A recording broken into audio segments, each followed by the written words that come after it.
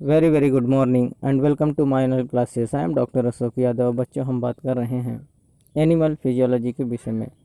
पिछले वीडियोस में बच्चों हम लोगों ने डाइजेशन एंड एब्जॉर्प्शंस के अंतर्गत एलिमेंट्री कैनाल का जो तीसरा सबसे इम्पॉर्टेंट पार्ट है बच्चों, जिसको हम स्टमक के नाम से जानते हैं, तो स्टमक के जो पार्ट्स ऑफ स्टमक है बच्चों, इसके विषय में बच्चों हम लोगों ने बहुत अच्छे से पढ़ लिया। जिसमें हम लोगों ने ये देखा बच्चों कि स्टमक का जो सबसे पहला पार्ट होता है, जिसको हम कार्डियक पार्ट कहते हैं बच्चों, उसको बहुत अच्छे से पढ़ा। साथ में बच्चों कार्डियक के जो सुपीरियर रीजन में पाया जाने वाला फंडस पार्ट है, इसको भी हम लोगों ने बहुत अच्छे से पढ़ा। साथ ही साथ बच्चों बॉडी ऑफ स्टमक और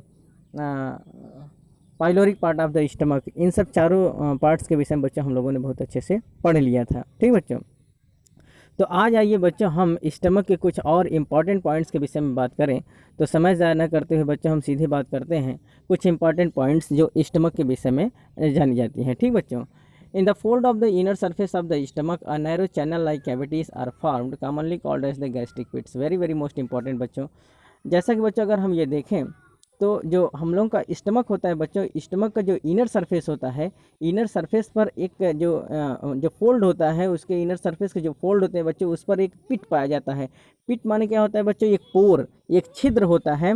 और वो छिद्र जो है बच्चों वो एकदम डीप तक जाता है, एकदम नैरो चैनल के रूप में, एकदम सकरे चैनल के रूप में। अर्थात अगर हम फिगर देखें बच्चों तो इस प्रकार जैसा ये फिगर दिख रहा है कि जैसे ये कोई सरफेस है, और सरफेस में ये देखें बच्चों तो यहाँ एक पोर बनता है। सॉरी, अगर हम ये देखें तो ये जो है एक प्रकार का सरफेस होता है, और इस सरफेस में एक ये पोर पाया जाता है, और ये पोर नीचे तक जाता है बच्चों। क्या होता है? ये नीचे तक इस प्रकार से, जैसा कि आप फिगर में आप देख रहे हैं कि ये क्या है बच्चों, एक प्रकार का ये गैस्ट्रिक पिट है। और ये गैस्ट्रिक पिट का मतलब क्या होता है बच्चों? एक प्रकार का छेद है, एक पोर है, एक नैरो चैनल लाइक कैविटीज़ दिख रही है बच्चों। और इससे ये नीचे आप देख रहे हैं कि ये जो है इस प्रकार से जो नीचे की ओर जा रहा है बच्चों, ये क्या है? It is a type of the channel. ये नैरो चैनल है बच्चों, जिसमें बहुत सारे सेल्स होते हैं। क्या होते हैं बच्चों? अर्थात इसमें न्यूमरस सेल्स होते हैं, जिनको हम किस नाम से जानते हैं बच्चों? Mucus cells, parietal cells, chief cells. ठीक बच्चों, और जी सेल्स। ये सब क्या होते हैं बच्चों? बहुत सारे सेल्स इसमें पाए जाते हैं, और इन सेल्स पर बहुत सारे ग्लैंड्स होते हैं। इन ग्लैंड से जो सिक्रीशन होता है, जो मैटर रिलीज होता है बच्चों, उसको हम क्या कहते हैं? उसको हम गैस्ट्रिक जूस कहते हैं। और जिससे ये सिक्रीट होते हैं उसको हम कहते हैं गैस्ट्रिक ग्लैंड्स। तो ये गैस्ट्रिक ग्लैंड कहाँ पाए जाते हैं बच्चों?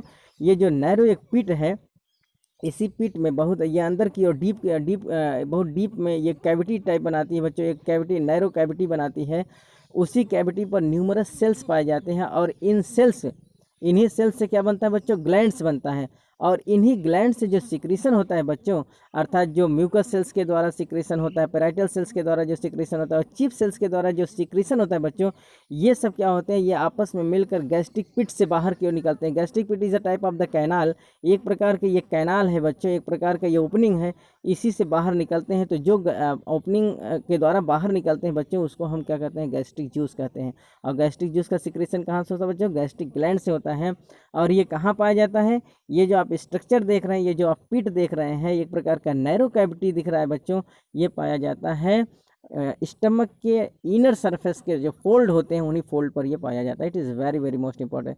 तो स्टमक के इनर सरफेस पर जो फोल्ड होते हैं बच्चों, उन पर एक नैरो चैनल लाइक कैविटीज़ पाई जाती हैं, और इस नैरो चैनल लाइक कैविटीज़ को ही हम क्या कहते हैं बच्चों? गैस्ट्रिक पिट्स कहते हैं। The stomach of an average man have 3.5 crore gastric glands formed by the epithelial wall of each gastric pits. Very very most important बच्चों। अगर हम ये देखें बच्चों कि एक एवरेज मैन में जो एवरेज मैन का जो स्टमक होता है बच्चों, उस स्टमक में लगभग 3.5 करोड़ गैस्ट्रिक ग्लैंड्स पाए जाते हैं। कितने बच्चों? 3.5 करोड़ गैस्ट्रिक ग्लैंड्स पाए जाते हैं। और इन गैस्ट्रिक ग्लैंड का ये निर्माण कहाँ होता है बच्चों? अर्थात जो गैस्ट्रिक पिट्स होता है, उसकी जो इपीथीलियल वॉल होती है, उसी इपीथीलियल वॉल पर बहुत सारे सेल्स पाए जाते हैं, और यही सेल्स मिलकर क्या करते हैं बच्चों? गैस्ट्रिक ग्लैंड का फॉर्मेशन करते हैं। और ये गैस्ट्रिक ग्लैंड कितने होते हैं बच्चों? लगभग 3.5 करोड़ गैस्ट्रिक ग्लैंड एक नॉर्मल एवरेज पर्सन में पाए जाते हैं। एक नॉर्मल एवरेज जो पर्सन होता है बच्चों, उसके स्टमक में लगभग 3.5 करोड़ गैस्ट्रिक ग्लैंड पाए जाते हैं। और ये गैस्ट्रिक ग्लैंड का फॉर्मेशन जो होता है बच्चों, वो गैस्ट्रिक पिट के इपीथीलियल वॉल पर होता है।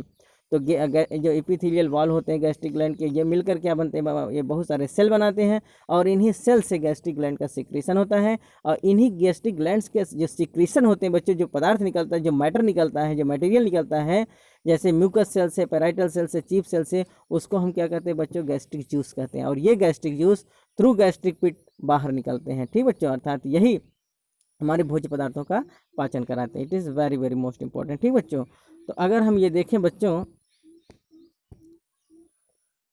तो according to the nature of their secretions the cells of the gastric glands are of 4 types. अर्थात हम अगर इनकी सिक्रीशन के प्रकृति को देखें बच्चों, जो गैस्ट्रिक हमारा जो स्टमक होता है उसके जो सिक्रीशन के नेचर होते हैं, प्रकृति होते हैं, इनके आधार पर गैस्ट्रिक ग्लैंड कितने प्रकार के होते हैं बच्चों, 4 प्रकार के होते हैं। तो according to the nature of their secretion, इनके सिक्रीशन के प्रकृति के आधार पर गैस्ट्रिक ग्लैंड कितने प्रकार के होते हैं, 4 प्रकार के होते हैं। पहला जो होता है वो म्यूकस सेल्स होता है। इस म्यूकस सेल्स के द्वारा क्या सिक्रेट होता है बच्चों, अर्थात ये जो है म्यूकस रिलीज करता है। ये म्यूकस रिलीज होता है बच्चों। म्यूकस क्या करता है, जो हमारे स्टमक के दीवार होते हैं बच्चों, जो उनका इनर वॉल होता है, स्टमक के दीवार पर एक म्यूकस का लेयर लगा होता है। और ये म्यूकस का लेयर क्या करता है बच्चों, ये जो एपिथेलियल वॉल है और साथ ही साथ स्टमक का जो दीवार है उसको क्या करते हैं बच्चों, उसको क्षति होने से बचाते हैं, उसको डैमेज होने से बचाते हैं। और किसके, अर्थात जो हाइड्रोक्लोरिक एसिड का सिक्रेशन होता है बच्चों, वो एकदम स्ट्रॉन्ग एसिड होता है। अगर हाइड्रोक्लोरिक एसिड, अगर ये म्यूकस ना होता है बच्चों, तो हाइड्रोक्लोरिक एसिड क्या करता है, पूरे दीवार को क्या करता है, डैमेज कर देता है। इसलिए म्यूकस जो होता है बच्चों, वो प्रोटेक्शन प्रोवाइड करता है एपिथेलियल वॉल को, किससे, हाइड्रोक्लोरिक एसिड से। ठीक बच्चों, तो म्यूकस सेल्स क्या सिक्रेट करता है, म्यूकस। ठीक बच्चों, और साथ में अब वहाँ देखें तो एक दूसरा ग्लैंड है जो पैराइटल ग्लैंड, जिसको हम ऑक्जेंट्रिक सेल कहते हैं। It is very very most important बच्चों, आप इसको रिमार्क कर लेंगे, ज़्यादा से ज़्यादा कॉम्पिटिटिव एग्जामिनेशन में ये पूछा जाता है ऑक्जेंट्रिक सेल के विषय में। तो पैराइटल सेल या ऑक्जेंट्रिक सेल क्या करता है बच्चों, ये हमारे स्टमक में पाया जाने वाला जो सबसे स्ट्रॉन्ग एसिड होता है, जिसको हम हाइड्रोक्लोरिक एसिड कहते हैं बच्चों, हाइड्रोक्लोरिक एसिड का सिक्रेशन करता है। साथ ही साथ इंट्रिंसिक फैक्टर्स का भी ये सिक्रेशन करता है। इंट्रिंसिक फैक्टर इज क्या है बच्चों, it play an important role for the absorption of the vitamin B12। Vitamin B12 का जो एब्जॉर्प्शन होता है बच्चों, वो इंट्रिंसिक फैक्टर्स के द्वारा होता है। तो इंट्रिंसिक फैक्टर जो होते हैं बच्चों, it is responsible for the absorption of the vitamin 12। तो विटामिन 12 के एब्जॉर्प्शन के लिए इंट्रिंसिक का सिक्रेशन, इंट्रिंसिक फैक्टर का सिक्रेशन, साथ ही साथ बच्चों हाइड्रोक्लोरिक का जो सिक्रेशन होता है वो कहाँ से होता है, ऑक्जेंट्रिक सेल से या फिर पैराइटल सेल से होता है। तीसरा जो सबसे इंपॉर्टेंट सेल्स है बच्चों, वो है जाइमोजेनिक सेल्स या चीफ सेल्स है। इस जाइमोजेनिक या चीफ सेल से जो होता है बच्चों, हमारे पेट के अंदर एंजाइम्स का सिक्रेशन होता है। और ये कौन से एंजाइम होते हैं बच्चों, पेप्सिनोजन एंड गैस्ट्रिक लाइपेज। बच्चों अगर हम पेप्सिनोजन की बात करें तो बच्चों पेप्सिनोजन एक प्रकार का इनएक्टिव एंजाइम होता है, जो क्या करता है बच्चों, प्रोटीन का पाचन। क्योंकि बच्चों प्रोटीन का पाचन हमारे स्टमक से स्टार्ट होता है, अर्थात जैसे ही स्टमक में प्रोटीन आता है बच्चों, वहाँ सबसे पहले प्रोटीन का डाइजेशन कहाँ से शुरू होता है बच्चों, स्टमक से। तो ये जो पेप्सिन होता है बच्चों, ये प्रोटीन का पाचन कराता है। तो सबसे पहले बच्चों ये जो पेप्सिन है वो पेप्सिनोजन के फॉर्म में होता है, पेप्सिनोजन के रूप में वो सीक्रेट होता है और ये इनएक्टिव फॉर्म में होता है। जब ये हाइड्रोक्लोरिक एसिड के कॉन्टैक्ट में आता है बच्चों, तब ये एक्टिव पेप्सिन के रूप में कन्वर्ट हो जाता है। बच्चों ये बहुत इंपॉर्टेंट है, आप इसको जानिए कि pepsinogen is a type of the inactive pepsin. ये क्या होता है बच्चों, एक प्रकार का इनएक्टिव पेप्सिनोजन होता है, इनएक्टिव पेप्सिन का फॉर्म होता है। जैसे ये हाइड्रोक्लोरिक एसिड के कांटेक्ट में आता है बच्चों, ये एक्टिव पेप्सिन के रूप में हो जाता है, फिर ये प्रोटीन का पाचन करता है। ठीक है बच्चों, तो प्रोटीन के पाचन के लिए रिस्पॉन्सिबल जो गैस्ट्रिक एंजाइम है वो कौन है बच्चों, वो है पेप्सिन। और सबसे पहले इसका सिक्रेशन पेप्सिनोजन के रूप में होता है, जो हाइड्रोक्लोरिक एसिड के साथ रिएक्ट करके क्या करता है बच्चों, एक्टिव पेप्सिन का फॉर्मेशन करता है। साथ ही साथ बच्चों इस चीफ सेल से या जाइमोजेनिक सेल से एक और एंजाइम का सिक्रेशन होता है, वो है बच्चों गैस्ट्रिक लाइपेज। ये जो गैस्ट्रिक लाइपेज होता है बच्चों, ये फैट या लिपिड का पाचन करता है। बच्चों आपको हम बता दें, ये इंपॉर्टेंट चीज़ है कि जो लाइपेज का पाचन होता है बच्चों, लिपिड का जो पाचन होता है वो हमारे कहाँ शुरू होता है, अर्थात बहुत लेस अमाउंट में हमारे स्टमक से शुरू हो जाता है।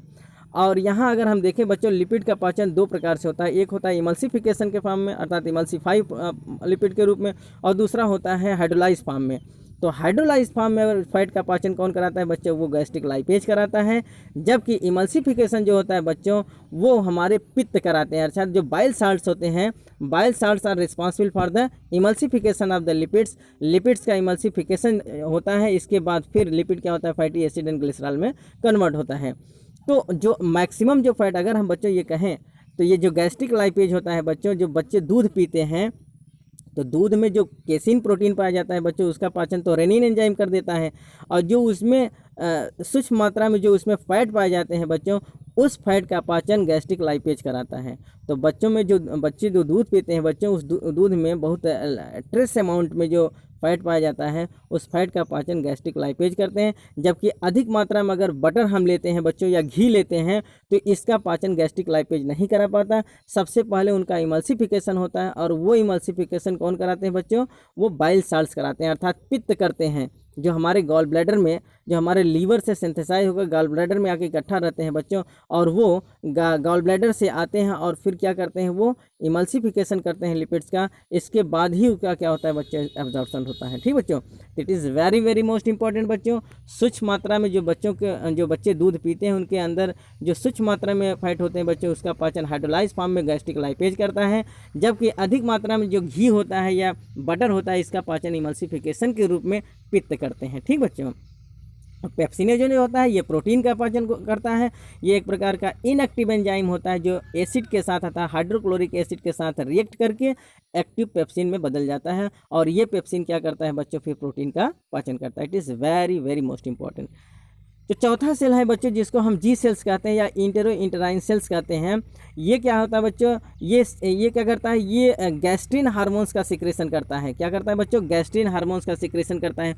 क्योंकि ये हार्मोन्स का सिक्रेशन करता है बच्चों इसलिए ये इंडोक्राइन ग्लैंड जैसा बिहेवियर करता है, इसलिए हम इसको इंटेरो इंडोक्राइन सेल्स भी कहते हैं। क्या कहते हैं बच्चों, इंटेरो इंडोक्राइन सेल्स भी कहते हैं या इंटेरो इंटराइन सेल्स कहते हैं, क्योंकि ये गैस्ट्रिन हार्मोन्स का सिक्रेशन करता है, इसलिए ये क्या करता है, इसलिए इसको हम क्या कहते हैं बच्चों, इंटेरो इंडोक्राइन ग्लैंड्स भी कहते हैं। ठीक बच्चों, या इसको हम जी सेल्स कहते हैं। बच्चों एक चीज़ आप ध्यान दीजिए कि म्यूकस सेल, पैराइटल या एक्जेंटिक सेल्स और साथ ही साथ चीफ सेल से निकलने वाले जो सिक्रीशंस होते हैं बच्चों, ये तीनों आपस में मिलकर गैस्ट्रिक जूस का निर्माण करते हैं। किसका निर्माण करते हैं बच्चों, गैस्ट्रिक जूस का निर्माण करते हैं, और ये गैस्ट्रिक जूस इस गैस्ट्रिक पिट से होकर बाहर की ओर निकलता है और हमारे भोजन का पाचन कराता है। तो गैस्ट्रिक पिट जो गैस्ट्रिक जूस का कंपोजिशंस होता है बच्चों उसमें किसके किसके सिक्रेशन होते हैं, म्यूकस सेल का, अर्थात उसमें म्यूकस के सिक्रेशन होते हैं, म्यूकस होते हैं। साथ ही साथ ऑक्जेंटिक सेल से निकलने वाले सिक्रेशन होते हैं जैसे हाइड्रोक्लोरिक एसिड और इंट्रिंसिक फैक्टर्स, और साथ ही साथ जाइमोजेनिक या चीफ सेल से निकलने वाले जो एंजाइम्स होते हैं जैसे पेप्सिनोजन और गैस्ट्रिक लाइपेज, ये सब आपस में मिलकर क्या बनाते हैं बच्चों, गैस्ट्रिक जूस का सिक्रेशन करते हैं, और ये गैस्ट्रिक जूस गैस्ट्रिक पिट द्वारा बाहर की ओर निकलता है। जबकि जी सेल्स या इंटेरोइंट्राइन सेल्स के द्वारा हार्मोन्स का सिक्रेशन होता है, जो सीधे पावर होता है, जो सीधे कहाँ जाता है बच्चों, ब्लड स्ट्रीम में चला जाता है, अर्थात वो सीधे किसके कॉन्टैक्ट में जाता है, ब्लड के कॉन्टैक्ट में चला जाता है। ठीक बच्चों, अर्थात ये गैस्ट्रिक जूस के पार्ट नहीं होते हैं। गैस्ट्रिक जूस में इस सेल से निकलने वाले जो सिक्रेशन होते हैं, अर्थात जी सेल या इंटेरोइंट्राइन से निकलने वाले जो सिक्रेशन है वो गैस्ट्रिक जूस के भाग नहीं होते हैं, ये केवल इंटेरो इंडोक्राइन ग्लैंड जैसा बिहेवियर करते हैं, क्योंकि ये हार्मोन्स का सिक्रेशन करते हैं। It is very very most important. ठीक बच्चों, अगर बच्चों आप फिगर में देखिए तो ये देखिए आपको फिगर में स्पष्ट रूप से दिखाई दे रहा है, आप इसको बहुत अच्छे से देख लीजिएगा बच्चों। या आप देखिए ये जो आप देख रहे हैं ये गैस्ट्रिक पिट है, और इसके अंदर ये देखिए जो एकदम नैरो कैविटी लाइक ये स्ट्रक्चर बनाते हैं बच्चों, इसमें बहुत सारे सेल्स पाए जाते हैं, जैसे इसमें म्यूकस सेल आपको देखने को मिलेगा, चीफ सेल या पैराइटल सेल चीफ सेल देखने को मिलेगा, साथ ही साथ आपको देखिए पैराइटल सेल देखने को मिलेगा, जी सेल से देखने को मिलेगा।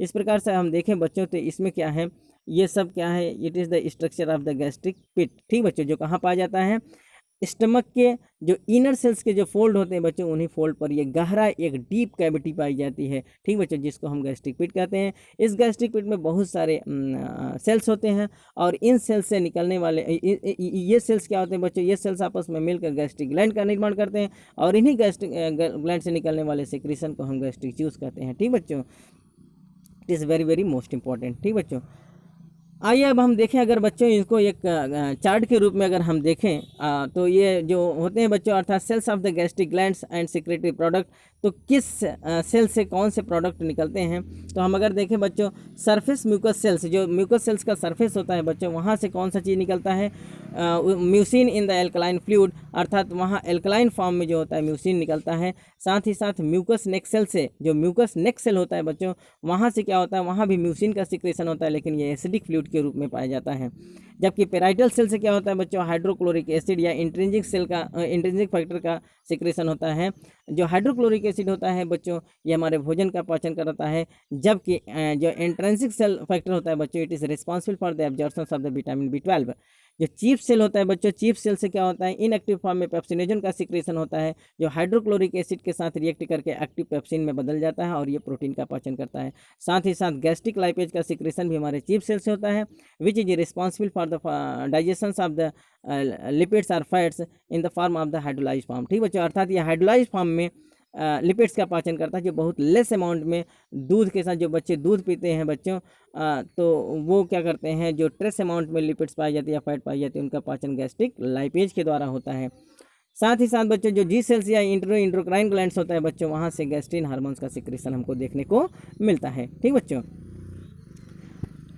अब अगर हम बात करें बच्चों, तो G cells pour its secretion directly into the blood stream. जो जी सेल्स होता है बच्चों, या जिसको हम इंटेरो इंडोक्राइन ग्लैंड्स कहते हैं बच्चों, ये क्या होता है, इंटेरो इंडोक्राइन सेल्स कहते हैं, वो क्या करता है बच्चों, वो सीधे जो सिक्रेशन करता है, जिसको हम गैस्ट्रिक हार्मोन्स कहते हैं बच्चों, ये इस हार्मोन्स को डायरेक्ट कहाँ भेज देता है बच्चों, ब्लड स्ट्रीम में डायरेक्ट भेज देता है, क्योंकि ये एक प्रकार का हार्मोन्स का सिक्रेशन करता है, इसलिए इसका जो नेचर होता है बच्चों, इंडोक्राइन ग्लैंड से ऐसा होता है, इसलिए हम इसको इंटेरो इंडोक्राइन सेल्स भी कहते हैं। ठीक बच्चों, secretion of mucus cells, oxyntic cells and chief cells mix together to form the gastric juice. जैसा कि बच्चों हम लोगों ने अभी अभी बात किया कि जो सिक्रेशंस होते हैं, जो गैस्ट्रिक पिट के अंदर पाए जाने वाले सेल्स होते हैं, उन सेल्स के द्वारा बहुत सारे ग्लैंड्स का निर्माण होता है बच्चों, और ये ग्लैंड जो होते हैं, तो इन ग्लैंड से जो सिक्रेशंस निकलते हैं बच्चों, वो क्या होते हैं, गैस्ट्रिक जूस कहलाते हैं। तो गैस्ट्रिक जूस के सिक्रेशन में कौन कौन सा सेल से रिस्पॉन्सिबल है बच्चों, म्यूकस सेल से निकलने वाले जो सिक्रेशंस होते हैं, ऑक्जेंटिक सेल से निकलने वाले जो सिक्रेशन होते हैं, साथ में साथ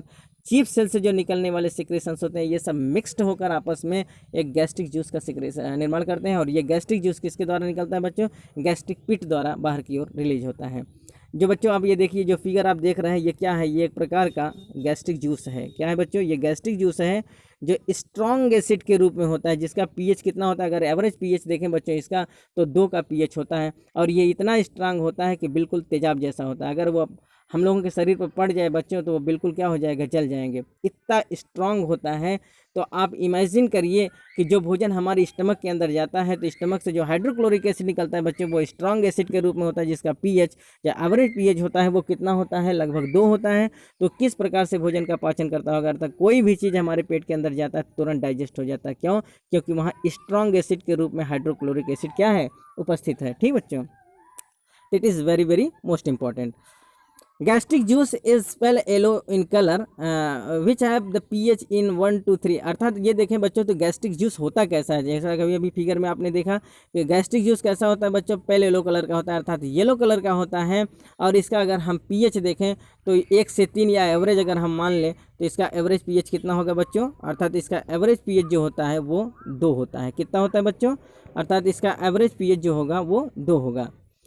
अगर हम इसके कंपोजिशंस को देखें बच्चों के, गैस्ट्रिक जूस में कौन कौन सी चीज़ें होती हैं, क्या इनके कंपोजिशंस में पाया जाता है, तो इनमें क्या पाया जाता है बच्चों, hydrochloric acid, electrolytes, mucus, water, intrinsic factors और बहुत सूक्ष्म मात्रा में बाइकार्बोनेट्स पाए जाते हैं। क्या क्या पाए जाते हैं बच्चों, हाइड्रोक्लोरिक एसिड, जो स्ट्रॉन्ग एसिड्स के रूप में, वहाँ हाइड्रोक्लोरिक एसिड उपस्थित है हमारे पेट के अंदर, हमारे स्टमक के अंदर। साथ ही साथ हम वहाँ इलेक्ट्रोलाइट्स देखेंगे, म्यूकस देखेंगे, वाटर पाए जाते हैं, इंट्रिंसिक फैक्टर्स पाए जाते हैं जो विटामिन B12 का एब्जॉर्प्शन करते हैं। साथ ही साथ बाइकार्बोनेट हमको कहाँ देखने को मिलेंगे बच्चों, जो गैस्ट्रिक जूस पाया जाता है, तो गैस्ट्रिक जूस के कंपोजिशन में हमको ये चीज़ देखने को मिलेंगी। आइए बच्चों, अगर हम बात करें फंक्शन ऑफ स्टमक के, तो अब तक अभी हम लोगों ने बहुत कुछ जाना। अब हम देखते हैं कि स्टमक के क्या क्या फंक्शन होते हैं, क्या कार्य हैं स्टमक के। तो पहला है बच्चों, storage of food, that is the temporarily for the digestion. जो हमारा स्टमक होता है बच्चों, ये भोजन अर्थात एक थैले के रूप में होता है, कुछ समय तक ये भोजन को अपने पास स्टोर करके रखता है। हमारे स्टमक में बच्चों जो दो भी स्फिंक्टर पाए जाते हैं, जैसा कि पिछले वीडियो हम लोगों ने बात किया था, एक कार्डियक स्फिंक्टर और पाइलोरिक स्फिंक्टर। ये दोनों स्फिंक्टर क्या होते हैं बच्चों, ये एक प्रकार के आभासी वाल्व होते हैं। और जैसे भोजन, जैसे मील जो फूड कंटेंट होते हैं बच्चों, अगर हमारे पेट के अंदर जब आ जाते हैं, हमारे स्टमक के अंदर आ जाते हैं, तो ये दोनों वाल्व क्या हो जाते हैं बच्चों, बंद हो जाते हैं। और जब बंद हो जाते हैं तो बच्चों वहाँ क्या होता है, चर्निंग मूवमेंट होता है। साथ ही साथ वहाँ जो गैस्ट्रिक एंजाइम्स पाई जाती हैं बच्चों, वो क्या होते हैं, हमारे भोजन के साथ मिक्सअप होते हैं और फिर वो काइम बनाते हैं। क्या बनाते हैं बच्चों, काइम बनाते हैं। तो ये सब प्रोसेस होने के लिए बच्चों भोजन जो होता है, meal storage in stomach for 4 to 5 hours, अर्थात 4 से 5 घंटे के लिए भोजन क्या होता है, हमारे स्टमक में रुका रहता है। और जब उसी ड्यूरेशन में बच्चों वहाँ चर्निंग मोमेंट होता है, उसी के समय वहाँ हमारे डाइजेशन शुरू होते हैं, अर्थात प्रोटीन का डाइजेशन वहाँ शुरू हो जाता है। साथ ही साथ स्मॉल अमाउंट में लाइपे अर्थात फैट का, अर्थात लिपिड्स का पाचन शुरू हो जाता है। तो ये सब पाचन होने में बच्चों वहाँ चर्निंग मोमेंट होता है और हमारा भोजन जो होता है गैस्ट्रिक एंजाइम्स के साथ क्या होते हैं, मिक्सअप होते हैं और काइम का निर्माण करते हैं। तो ये समय पूरा ये सब प्रोसेस होने में, अर्थात वहाँ दो प्रकार की रिएक्शन, अर्थात केमिकल रिएक्शन होता है, मैकेनिकल रिएक्शन होता है। और ये सब केमिकल रिएक्शन और मैकेनिकल रिएक्शन को होने में 4 से 5 घंटे का समय लगता है। और फिर क्या होता है बच्चों, रिलीजेस ग्रेजुअली टू ड्यूडिनम। ये सब प्रक्रिया हो जाने के बाद बच्चों ये धीरे धीरे ग्रेजुअली क्या करता है, भोजन को, जो हमारा फूड मटेरियल्स होता है, जो हमारे मील्स होते हैं, उनको ड्यूडिनम में भेजता रहता है। ठीक बच्चों, तो हमारा जो स्टमक होता है ये टेम्पोरली स्टोरेशन ऑफ फूड का काम करता है, स्टोरेज का काम करता है। एक थैली जैसे होते हैं जो 4 से 5 घंटे तक हमारे स्टमक में इकट्ठा रहते हैं और फिर ग्रेजुअली धीरे धीरे वो ड्यूडिनम में क्या करते हैं, भोजन को भेजते रहते हैं। अगला क्या इसका फंक्शन होता है बच्चों, केमिकल डाइजेशन। तो जो केमिकल डाइजेशन का क्रिया होता है बच्चों, वो यहाँ शुरू हो जाता है, अर्थात पेप्सिन, अर्थात प्रोटीन का पाचन यहाँ से शुरू होता है, जिसमें पेप्सिन रिस्पॉन्सिबल होता है। सबसे पहले ये पेप्सिनोजन एंजाइम्स के रूप में इनएक्टिव फॉर्म में होता है, जो हाइड्रोक्लोरिक एसिड के साथ मिलकर क्या करता है बच्चों, एक्टिव पेप्सिन के रूप में बन जाता है। और ये एक्टिव पेप्सिन प्रोटीन का डाइजेशन शुरू करता है। और ये कौन सी प्रक्रिया के अंतर्गत होता है बच्चों, केमिकल डाइजेशन। ये एक प्रकार का केमिकल डाइजेशन होता है जो कौन परफॉर्म कराता है, पेप्सिन। और किसके साथ रिएक्शन करके बच्चों, हाइड्रोक्लोरिक एसिड के साथ ये मिलकर प्रोटीन का पाचन शुरू करता है। क्योंकि जो पेप्सिन होता है बच्चों, उसका जो सिक्रीशन होता है वो इनिशियली पेप्सिनोजन एंजाइम्स के रूप में होता है, जो इनएक्टिव होता है, और फिर हाइड्रोक्लोरिक एसिड के साथ मिलकर वो एक्टिव हो जाता है, which is responsible for the protein digestion. और ये कहाँ होता है बच्चों, स्टमक के अंदर। और इस डाइजेशन को हम केमिकल डाइजेशन कहते हैं। मैकेनिकल डाइजेशन के रूप में अगर हम देखें बच्चों, तो यहाँ जो होता है लिक्विफिकेशन होता है। भोजन जैसे ही हमारे स्टमक के अंदर आता है, वैसे हाइड्रोक्लोरिक एसिड अपना रोल करता है और वो क्या करता है बच्चों, हाइड्रोक्लोरिक एसिड के साथ साथ जो वहाँ गैस्ट्रिक एंजाइम्स होते हैं वो भोजन के साथ मिक्सअप होते हैं। और फिर क्या होता है बच्चों, वो क्या होता है, एक पल्प फॉर्म से होकर, अर्थात वो पल्प के बाद वो काइम बनाते हैं, एक प्रकार का लुगदी बनाते हैं। सबसे पहले बच्चे जो हमारे इसोफेगस से आया हुआ जो भोजन होता है उसको हम बोलस कहते हैं। जैसे ही बोलस हमारे स्टमक के अंदर आता है, वो तुरंत हाइड्रोक्लोरिक एसिड के कांटेक्ट में आता है, साथ ही साथ वहाँ बहुत सारे गैस्ट्रिक एंजाइम्स के कांटेक्ट में आता है। फिर वो क्या होता है बच्चों, वो एक लुगदी के रूप में, एक काइम के रूप में बन जाता है। और इस प्रकार की केमिकल रिएक्शन, इस प्रकार के रिएक्शन को हम मैकेनिकल डाइजेशन कहते हैं। क्या कहते हैं बच्चों, इसको हम मैकेनिकल डाइजेशन कहते हैं। तो liquefaction and mixing of the food content to produce acid chyme, अर्थात लिक्विफिकेशन होता है, साथ ही साथ जो भोजन मिक्सअप होता है गैस्ट्रिक एंजाइम के साथ, हाइड्रोक्लोरिक एसिड के साथ, तो उसको हम क्या कहेंगे बच्चों, वो जो प्रोडक्ट बनता है उसको हम कहते हैं एसिड काइम या लुगदी, which is followed by the mechanical digestion. और ये क्या होता है बच्चों, एक प्रकार का मैकेनिकल डाइजेशन कहा जाता है। अगला जो होता है बच्चों, यहाँ एक और प्रोसेस होता है, एक और इसका इंपॉर्टेंट रोल है वो एब्जॉर्प्शन का। बच्चों अगर हम ये जाने को, ज़्यादा से ज़्यादा जो भोजन का एब्जॉर्प्शन होता है बच्चों, वो स्मॉल इंटेस्टाइन में होता है। लेकिन कुछ कंटेंट का या कुछ चीज़ों का जो डाइजेशन होता है बच्चों, वो हमारे स्टमक में होता है। किसका होता है, एब्जॉर्प्शन ऑफ वाटर। जो पानी होता है बच्चों, वाटर का जो मैक्सिमम डाइजेशन है, अर्थात वाटर का डाइजेशन हमारा कहाँ हो जाता है, हमारे स्टमक तक ही हो जाता है। अर्थात वाटर हमारे लार्ज इंटेस्टाइन या स्मॉल इंटेस्टाइन तक नहीं जा पाता। वाटर का एब्जॉर्प्शन कहाँ हो जाता है बच्चों, स्टमक तक हो जाता है। साथ ही साथ इलेक्ट्रोलाइट्स का डाइजेशन, मोनोसैकेराइड्स का डाइजेशन और एल्कोहल का भी डाइजेशन हमारे स्टमक तक हो जाता है। अब बात करें बच्चों, अगर एल्कोहल का डाइजेशन क्यों हो जाता है, तो एल्कोहल का डाइजेशन बच्चों हमारा इसलिए यहाँ हो जाता है क्योंकि एल्कोहल भी डेरिवेटिव्स ऑफ ग्लूकोज होता है, अर्थात ये भी ग्लूकोज का ही डेरिवेटिव्स होता है। क्यों बच्चों, अगर हम ये देखें तो जो C6H12O6 जो हमारा ग्लूकोज होता है, अगर हम इसका एनारोबिक रेस्पिरेशन करें या फिर इसका फर्मेंटेशन जब होता है बच्चों तो वो किस फॉर्म में बदल जाता है, C2H5OH। नेचुरली हमारे शरीर के अंदर ये चीज़ होता है बच्चों। जब हमारे शरीर के अंदर एनारोबिक रेस्पिरेशन होता है या फर्मेंटेशन की प्रक्रिया होती है बच्चों, तो जो हमारे शरीर के अंदर ग्लूकोज का कंटेंट होता है वो खुद ही किस में बदल जाता है, वो एल्कोहल में बदल जाता है। अर्थात C6H12O6 का अगर हम फर्मेंटेशन कराते हैं तो वो 2C2H5OH plus 2 molecule of carbon dioxide बनता है ना बच्चों। जैसा कि आप जानते हैं कि जो बनता है C6H12O6 का अगर फर्मेंटेशन होता है, 1 मॉलिक्यूल ऑफ ग्लूकोज का जब फर्मेंटेशन होता है, या फिर एनारोबिक रेस्पिरेशन में क्या होता है बच्चों, 2C2H5OH plus 2 molecules of carbon dioxide बनता है। ठीक बच्चों, जो कार्बन डाइऑक्साइड बाहर निकल जाता है और हमको नेचुरली क्या होता है, ग्लूकोज वहाँ फॉर्म होता है। इसीलिए बच्चों जो अल्कोहलिज्म अर्थात जो ड्रिंकर्स होते हैं, जो अल्कोहल पीते हैं, उनसे क्या होता है बच्चों, उनका जो अल्कोहल होता है उसका जो उसको पचाने के लिए जो एंजाइम्स होते हैं बच्चों, वो इतने ज़्यादा पाए जाते हैं कि वो क्या करते हैं, उसको तुरंत क्या करते हैं, ब्रेक डाउन करते हैं, अर्थात उसको क्या करते हैं, फर्मेंट कर देते हैं। और एनारोबिक रेस्पिरेशन के द्वारा क्या होता है, वो एथिल अल्कोहल और कार्बन डाइऑक्साइड में बदल जाता है। तो वहाँ जो हमारा लीवर होता है बच्चों, लीवर के पास में ये क्या होता है, जीरो ऑर्डर काइनेटिक रिएक्शन होता है। हमारा जो लीवर होता है बच्चों, वहाँ जीरो ऑर्डर काइनेटिक रिएक्शन होता है जो हमारा ग्लूकोज का फॉर्मेशन कराता है। तो ग्लूकोज डिटॉक्सिफिकेशन को रोकने के लिए हमारे लीवर रिस्पॉन्सिबल होते हैं। इसलिए बच्चों डॉक्टर ज़्यादा जो शराब पीता है, ज़्यादा दारू पीते हैं, उनको वो रोकते हैं कि ज़्यादा वो दारू का उपयोग या शराब का यूज ना करें।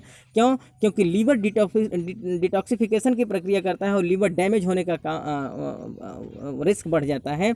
इसलिए कि उसको डिटॉक्सिफिकेशन करना ज़रूरी हो जाता है, जिससे हमारा लीवर ज़्यादा से ज़्यादा काम करता है और लीवर डैमेज होने के चांसेस बढ़ जाते हैं। क्योंकि लीवर के पास में ही जीरो ऑर्डर काइनेटिक रिएक्शन पाया जाता है जो डिटॉक्सिफिकेशन की प्रक्रिया कराता है। It is very very most important बच्चों। तो हमारा जो स्टमक होता है बच्चों, वहाँ वाटर का एब्जॉर्प्शन होता है, इलेक्ट्रोलाइट का एब्जॉर्प्शन होता है, मोनोसैकेराइड्स और साथ ही साथ ग्लूकोज का जो एब्जॉर्प्शन होता है वो कहाँ होता है बच्चों, हमारे स्टमक के अंदर हो जाता है। तो ये बच्चों अगर हम बात स्टमक की कर रहे हैं तो बच्चों आइए कुछ और इम्पॉर्टेंट चीज़ हम स्टमक के विषय में जानते हैं। तो हम ये जाने बच्चों कि स्टमक जो है हम 2 प्रकार के जानते हैं, एक होता है सिंपल स्टमक, दूसरा होता है कंपाउंड स्टमक। अर्थात जो एक कंपाउंड स्टमक होता है बच्चों, वो क्या होता है, सिंपल स्टमक से थोड़ा डिफर होता है। तो आइए बात करते हैं हम इसके विषय में।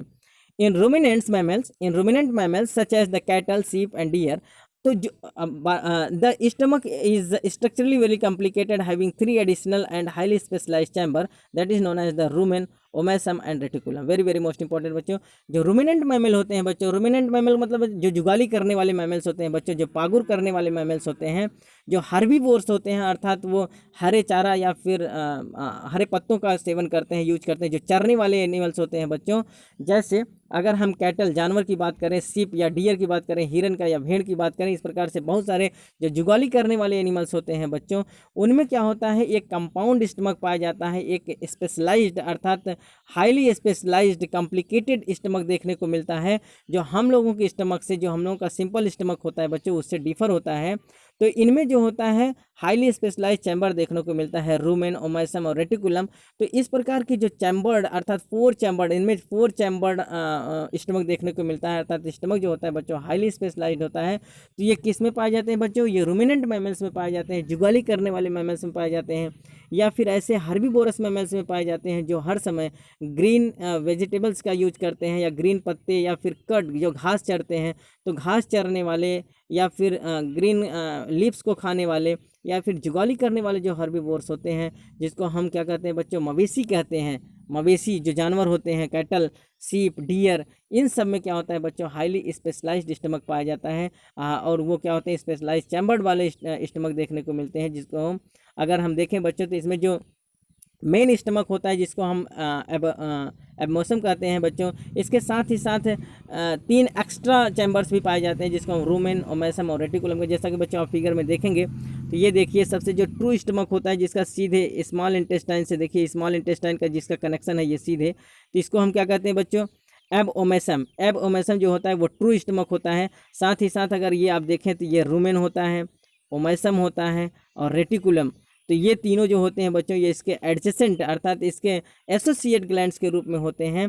जो हमारे स्टमक का 4 चैम्बर्ड बनाते हैं। तो 4 चैम्बर्ड स्टमक या जिसको हम स्पेशलाइज्ड चैम्बर्ड स्टमक कहते हैं बच्चों, ये किस में पाया जाता है? रूमिनेंट मैमल्स में पाया जाता है, जुगाली करने वाले मैमल्स में पाया जाता है, मवेशियों में पाया जाता है, सीप में पाया जाता है, डियर में पाया जाता है, जो ग्रीन वेजिटेबल्स, ग्रीन ग्रास या ग्रीन लीव्स का प्रयोग करते हैं। क्यों बच्चों?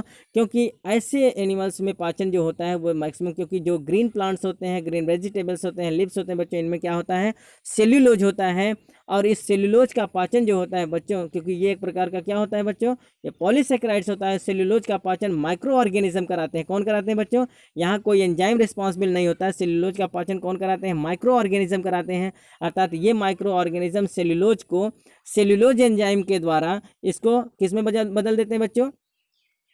अर्थात इसको फिर ग्लूकोज में कन्वर्ट करते हैं। अर्थात सेल्यूलोज जो ग्लूकोज में कन्वर्ट होता है बच्चों, इसको कन्वर्ट करने के लिए जो रिस्पॉन्सिबल ऑर्गेनिज्म होते हैं, माइक्रो ऑर्गेनिज्म होते हैं बच्चों, वो सेल्यूलोज एंजाइम के द्वारा सेल्यूलोज को क्या करते हैं? ग्लूकोज में कन्वर्ट करते हैं। ठीक बच्चों, सबसे पहले ग्लूकोज को जो ये सेल्यूलोज होता है इसको सेलोबायोज में बदलते हैं with the help of the micro organism and cellulose enzymes, और फिर ये फाइनली ग्लूकोज में कन्वर्ट होता है। और ये जो प्रक्रिया होता है बच्चों, ये क्या होता है? ये इसके लिए माइक्रो ऑर्गेनिज्म का उपस्थित होना बहुत इंपॉर्टेंट होता है। इसलिए जो रूमिनेंट मैमल होते हैं बच्चों, इनका जो सबसे पहला पार्ट होता है जिसको हम क्या कहते हैं बच्चों? रूमेन। इस रूमेन में बहुत अधिक संख्या में माइक्रो ऑर्गेनिज्म पाए जाते हैं जो सेल्यूलोज को क्या करते हैं बच्चों? डाइजेस्ट कराते हैं इन द फॉर्म ऑफ द सेलोबायोज। और ये इसके लिए रिस्पॉन्सिबल जो होते हैं, कौन होते हैं बच्चों? Micro organism. ठीक बच्चों, और ये सेल्यूलोज एंजाइम के द्वारा इसको फाइनली कन्वर्ट कर देते हैं ग्लूकोज में। ठीक बच्चों, तो इसके लिए इनमें क्या होता है? स्पेशलाइज्ड चैम्बर 4 चैम्बर्ड स्टमक देखने को मिलता है, जिनमें इनका सबसे जो ट्रू स्टमक होता है वो कौन होता है बच्चों? ओमाइसम। साथ ही साथ इनके जो एसोसिएट ग्लैंड्स के रूप में होते हैं वो है रूमेन, ओमाइसम और रेटिकुलम। ठीक बच्चों, ऐसा फिगर में आप देख लीजिएगा बच्चों।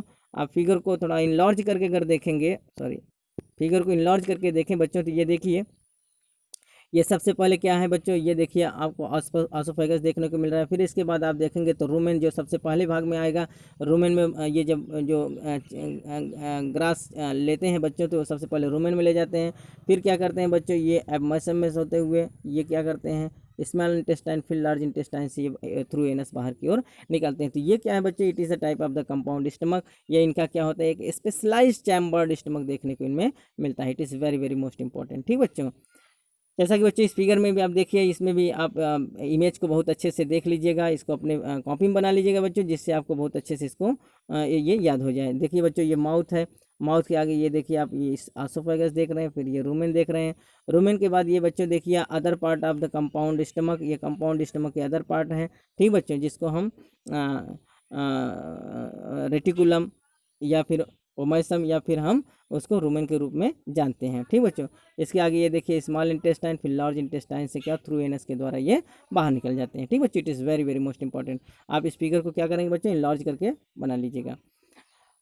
The primary differences between the ruminant and non-ruminant is that ruminant's stomach have 4 compartment. Very very most important बच्चों।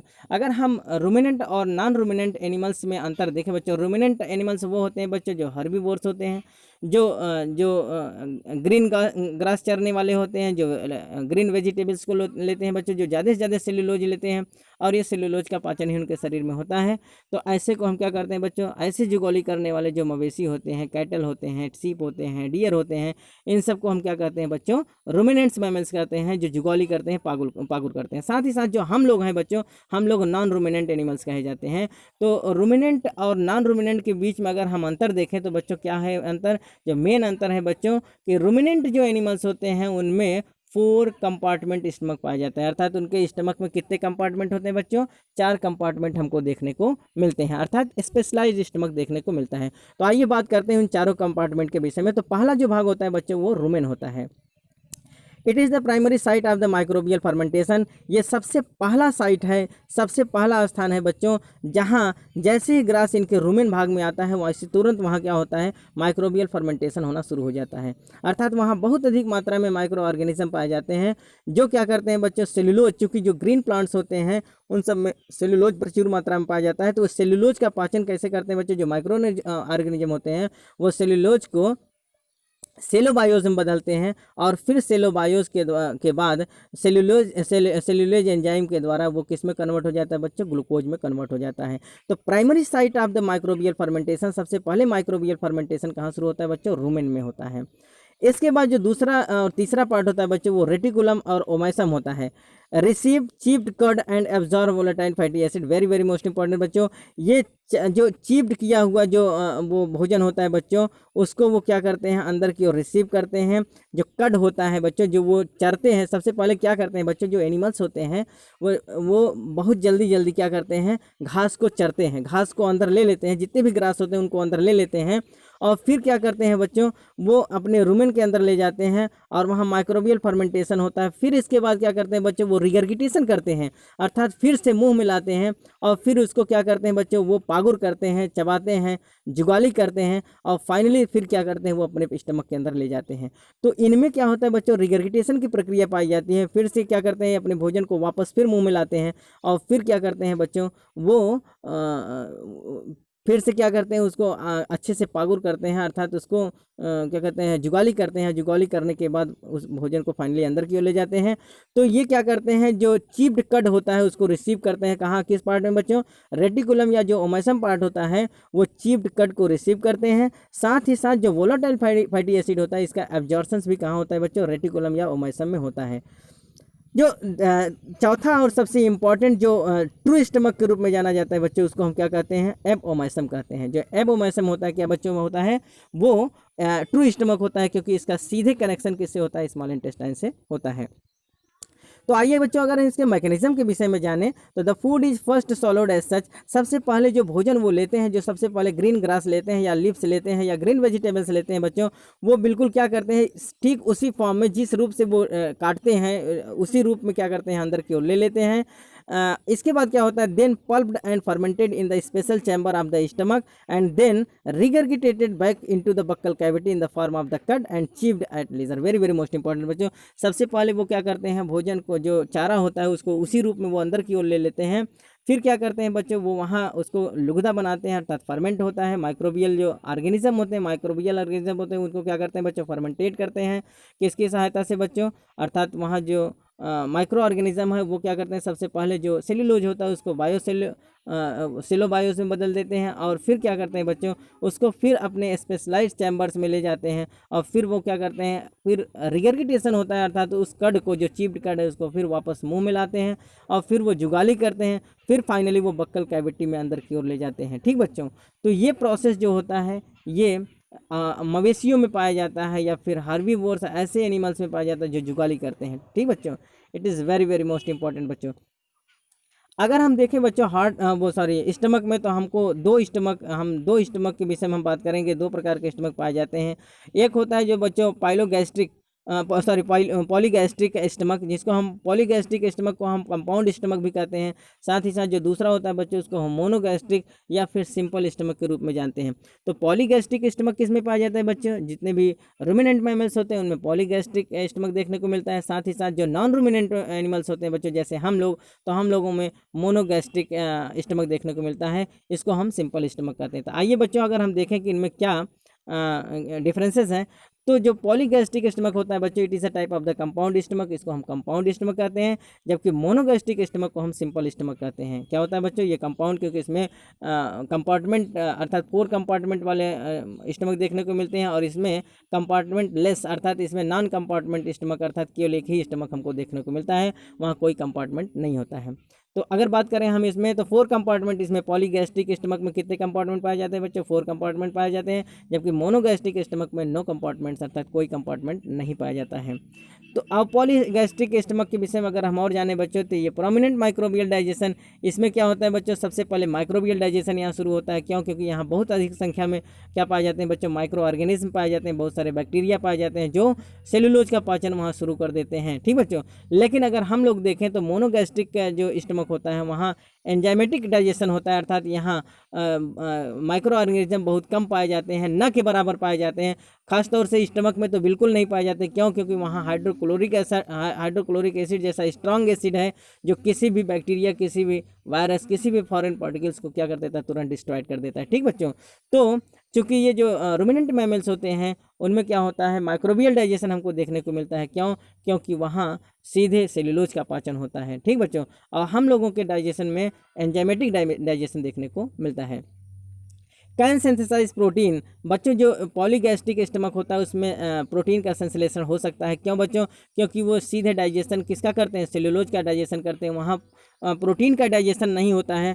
क्योंकि हम लोगों में डाइजेशन प्रोटीन का होता है, इसलिए हम लोगों में प्रोटीन का संश्लेषण, हम लोग प्रोटीन बाहर से लेते हैं। ठीक बच्चों, तो इनमें क्या होता है, ये जो फूड मटेरियल लेते हैं उन्हीं के द्वारा इनमें प्रोटीन का संश्लेषण हो सकता है, लेकिन हम लोगों में प्रोटीन का संश्लेषण नहीं होता। हम लोग प्रोटीन के लिए बाहर से प्रोटीन को लेंगे, फिर हमारे अंदर प्रोटीन, अमीनो एसिड हम सबको क्या करना पड़ता है, बाहर से लेना पड़ता है। जबकि अगर हम पॉलीगैस्ट्रिक एनिमल्स या पॉलीगैस्ट्रिक स्टमक वाले एनिमल्स में देखें तो इनमें प्रोटीन का संश्लेषण होता है। लॉन्ग डाइजेस्टिव सिस्टम, इनमें जो होता है डाइजेस्टिव सिस्टम बहुत लॉन्ग होता है। हम लोगों में स्टार डाइजेस्टिव सिस्टम देखने को मिलता है। लॉन्ग डाइजेस्टिव सिस्टम क्यों कहते हैं बच्चों? हम ये कहें कि जो मवेशी होते हैं बच्चों, जो जुगाली करने वाले एनिमल्स होते हैं, वो भोजन को ज़्यादा लेते हैं। अर्थात हम ये देखें तो मवेशी क्या होते हैं बच्चों, ज़्यादा से ज़्यादा भोजन को दिन भर चढ़ते रहते हैं। जैसे हम किसी बकरी को देखें बच्चों तो वो दिन भर खाती रहती है, फिर भी उसमें एनर्जी पूरा कंप्लीट नहीं हो पाता। क्यों? क्योंकि सेल्यूलोज में बहुत कम मात्रा में, अर्थात उसका कैलोरिक वैल्यू अगर हम देखें बच्चों तो सेल्यूलोज में कैलोरिक वैल्यू कम होती है, अर्थात उसमें एनर्जी कम होता है, इसलिए वो दिन भर चढ़ते रहते हैं। लेकिन जो उनका गेन होता है, कैलोरिक गेन होता है या कैलोरिक जो एनर्जी बनता है बच्चों वो कम होता है। ठीक बच्चों, इसीलिए वो दिन भर चढ़ते रहते हैं, लेकिन उनका जो आउटपुट होना चाहिए, जो एनर्जी कैलोरिक वैल्यू देखा जाए तो वो कम होता है। क्योंकि घास में उसका क्या होता है, डाइजेशन बहुत लॉन्ग प्रोसेस में होता है बच्चों, इसका डाइजेशन बहुत समय में होता है, इसलिए इनका कैलोरी जो तुरंत एनर्जी इनको नहीं मिल पाती। जबकि हम लोगों में स्टार डाइजेस्टिव सिस्टम देखने को मिलता है, क्योंकि हम लोगों में चाहे वो कार्बोहाइड्रेट हो चाहे वो फैट हो बच्चों, तो उनमें हमको ज़्यादा कैलोरिक वैल्यू मिल जाती है और हम लोगों का जो डाइजेशन है वो बहुत रिड्यूस टाइम में, बहुत कम समय में हो जाता है। तो इनका डाइजेस्टिव सिस्टम जो होता है बहुत लॉन्ग ड्यूरेशन का होता है। क्यों होता है? क्योंकि ये जो सेल्यूलोज का पाचन करते हैं, जो घास चढ़ते हैं बच्चों, इन्हें सेल्यूलोज में बहुत कम कैलोरिक वैल्यू देखने को मिलता है, इसलिए ज़्यादा समय तक ज़्यादा कंटेंट में, ज़्यादा मात्रा में घास को लेते हैं, लेकिन एनर्जी की जो वैल्यू होती है, कैलोरिक वैल्यू, कैलोरिक आउटपुट कम होता है। ठीक बच्चों, मोर यूटिलाइजेशन ऑफ फाइबर, ये ज़्यादा से ज़्यादा फाइबर का यूटिलाइजेशन कर सकते हैं। और fibre utilisation not sufficient significant, हम लोगों में फाइबर का यूटिलाइजेशन ज़्यादा नहीं होता है। जबकि जो रूमिनेंट एनिमल्स होते हैं बच्चों, इनमें फाइबर का यूटिलाइजेशन ज़्यादा होता है in the comparison of the monogastric animals. जो मोनोगैस्ट्रिक एनिमल्स होते हैं बच्चों, उनका जो फाइबर यूटिलाइजेशन है कम होता है in the comparison of the polygastric animals. No need to provide good quality proteins, इनमें गुड क्वालिटी प्रोटीन को लेने की कोई ज़रूरत नहीं होती। क्यों? क्योंकि बच्चों इनमें प्रोटीन का संश्लेषण खुद ही होता है। जो पॉलीगैस्ट्रिक एनिमल्स होते हैं बच्चों, इनके स्टमक में प्रोटीन का डाइजेशन खुद ही होता है, इसलिए इनको गुड क्वालिटी ऑफ प्रोटीन लेने की ज़रूरत नहीं पड़ती। जबकि हम लोगों में need good quality of protein, हमको गुड क्वालिटी ऑफ प्रोटीन की लेने की आवश्यकता होती है, इसलिए कि प्रोटीन का सिंथेसाइजेशन, प्रोटीन का संश्लेषण हमारे शरीर के अंदर नहीं होता है। हम लोगों को प्रोटीन बाहर से ही लेना होता है, इसलिए हमको अच्छे क्वालिटी की प्रोटीन डाइट लेने की आवश्यकता पड़ती है। जबकि जो पॉलीगैस्ट्रिक एनिमल्स होते हैं, इनमें प्रोटीन का संश्लेषण खुद ही होता है, इसलिए इनमें गुड क्वालिटी ऑफ प्रोटीन लेने की आवश्यकता नहीं होती है। Synthesis of the vitamin B, very very most important बच्चों। जो पॉलीगैस्ट्रिक एनिमल्स होते हैं, जो रूमिनेंट एनिमल्स होते हैं बच्चों, इनमें विटामिन बी का संश्लेषण होता है। क्यों? क्योंकि इनमें अधिक संख्या में माइक्रोब्स पाए जाते हैं। जो माइक्रोब्स पाए जाते हैं बच्चों, इसी की वजह से इनमें जो विटामिन बी का संश्लेषण खुद हो जाता है। क्योंकि हम लोगों में जो माइक्रो ऑर्गेनिज्म है, अर्थात जो हम लोगों में बैक्टीरिया है बच्चों, वो बहुत कम पाए जाते हैं, न के बराबर पाए जाते हैं। क्योंकि हम लोग ज़्यादा सेल्यूलोज का पाचन नहीं करते हैं, इसलिए हमारे अंदर सेल्यूलोज के पाचन के लिए जो रिस्पॉन्सिबल बैक्टीरिया होते हैं वो कम पाए जाते हैं, इसलिए हम लोगों में विटामिन बी का संश्लेषण नहीं होता है। और जबकि इनमें विटामिन बी का संश्लेषण होता है। और क्यों होता है बच्चों? क्योंकि इनमें अधिक संख्या में माइक्रोबियल ऑर्गेनिज्म देखने को मिलते हैं। इनका जो पीएच होता है बच्चों वो 4 से 7 होता है। जबकि जो मोनोगैस्ट्रिक एनिमल्स होते हैं, इनमें जो पीएच होता है वो 3.2 से 4 होता है, अर्थात अब हम इसको एवरेज मान लें तो 2 से 4 पीएच देखने को मिलता है। अर्थात ये स्ट्रॉन्ग एसिड के रूप में पाए जाते हैं। किस रूप में पाए जाते हैं बच्चों? स्ट्रॉन्ग एसिड के रूप में इनमें सिक्रेशन पाया जाता है। Duration of digestion 4 to 7 days, अगर हम इसमें डाइजेशन का ड्यूरेशन देखें तो इनमें डाइजेशन का ड्यूरेशन कितने दिन का है बच्चों, 4 से 7 दिन का है। जबकि जो मोनोगैस्ट्रिक जो मैमल्स होते हैं या नॉन रूमिनेंट मैमल्स होते हैं बच्चों, एनिमल्स होते हैं, उनमें जो डाइजेशन का ड्यूरेशन है वो कितना होता है बच्चों, 12 से 24 आवर्स होता है। कितने से, 12 से 24 आवर्स का ड्यूरेशन पाया जाता है। अगर हम सोर्स ऑफ एनर्जी के रूप में देखें बच्चों, तो पॉलीगैस्ट्रिक जो एनिमल्स होते हैं या रूमिनेंट जो एनिमल्स होते हैं, उनमें जो सोर्स ऑफ एनर्जी होता है वो प्रोपियोनिक एसिड होता है। It is very very most important बच्चों, आप इसको रिमार्क कर लेंगे। Propionic acid is the source of the energy in the polygastric animals. जो रूमिनेंट एनिमल्स होते हैं या पॉलीगैस्ट्रिक एनिमल्स होते हैं बच्चों, उनमें propionic acid source of energy के रूप में होता है। जबकि मोनोगैस्ट्रिक या नॉन रूमिनेंट जो एनिमल्स होते हैं बच्चों, इनमें glucose as the source of energy, इनमें सोर्स ऑफ एनर्जी के रूप में क्या होता है बच्चों, ग्लूकोज होता है। तो glucose is a type of the source of energy in the monogastric animals, क्योंकि हमको तुरंत एनर्जी किस रूप में मिलती है बच्चों, ग्लूकोज के रूप में होता है। और जो पॉलीगैस्ट्रिक एनिमल्स होते हैं या रूमिनेंट एनिमल्स होते हैं बच्चों, उनमें propionic acid is as the type of the source of energy. It is very very most important बच्चों। आज हम लोगों ने बच्चों जो स्टमक के विषय में बहुत कुछ जाना। स्टमक आज हमारा क्या होता है बच्चों, समाप्त होता है। आज की वीडियो में बच्चों हम इतना ही बात करेंगे। अगले वीडियो से और कल के वीडियो में बच्चों हम लोग सीधे बात करेंगे इंटेस्टाइन के विषय में। ठीक बच्चों, तो सबसे पहले हम स्मॉल इंटेस्टाइन को पढ़ेंगे, इसके बाद फिर हम लार्ज इंटेस्टाइन को पढ़ेंगे। उम्मीद है बच्चों आज का लेक्चर आपको समझ में आया होगा। अगर बच्चों हमारा वीडियोस आपको समझ में आए तो ज़्यादा से ज़्यादा इस चैनल को सब्सक्राइब करें, लाइक करें, अपने यार दोस्त में बच्चों इसको ज़्यादा से ज़्यादा शेयर करें, जिससे उनकी भी तैयारी सुचारू रूप से चल सके। ठीक बच्चों, हमारे जितने भी अपडेटेड वीडियोस हैं आपके पास तक पहुँचे, इसके लिए बच्चों आप बेल आइकन को प्रेस कर देंगे तो हमारे जितने भी अपडेटेड वीडियोस हैं आपके पास तक पहुँचते रहेंगे। तब तक के लिए बच्चों धन्यवाद।